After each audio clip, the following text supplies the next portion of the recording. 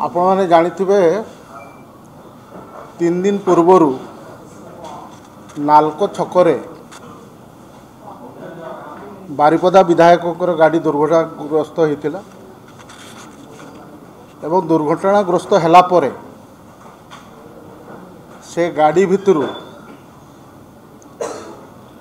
मद एवं गंजा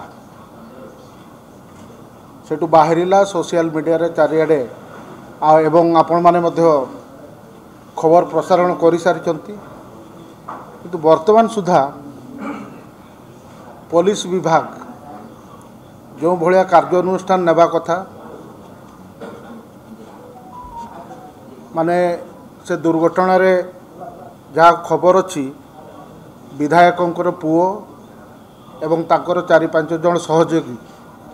से गाड़ी रे थिले। दुर्घटना समय रे विधायकों का गाड़ी रू जो मद आ गंजेई जो बाहरिला सोशल मीडिया रे सेटा बुलुछि भाइराल होछि। वर्तमान सुधा पुलिस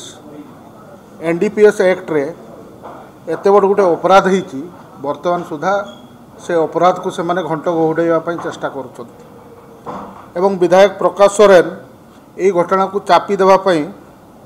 से सबू संपूर्ण घटना को अस्वीकार करुछंती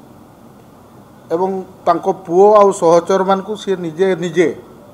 बिना तदंत रे पुलिस वर्तमान सुधा तदंत करनी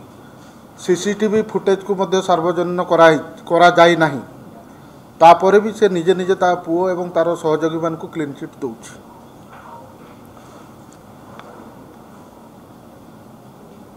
विधायक प्रकाश सोरेन को गाड़ी रे उपस्थित थिबा विधायकों को पुओ तांको सहचर मान को तुरंत गिरफ करने पाई बिजु जनता दल दाबी कर। विधायक श्री सोरेन तदंत परिसर भितर को वर्तमान सुधा से आसी नाहंती किंबा ये जो एनडीपीएस केस रो जो उल्लंघन होईची वर्तमान सुधा केस मध्य रुज होइनी केते जन गिरफ होईचंती से खबर मध्य नाही किंबा तदंत कौन होची से भितर मते खबर नाही। ये होची सबुठु दुर्भाग्यजनक ये मोहन सरकार रे आपण देखुथिबे केवल प्रकाश सोरेन नुहंती ता सहित विभिन्न जगार जो बीजेपी दलर विधायक माने अछंती किए कौ जगार दिन राति बाली चोरी कलानी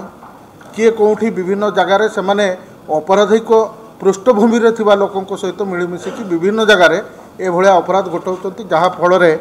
आईन श्रृंखला परिस्थिति सृष्टि होछि।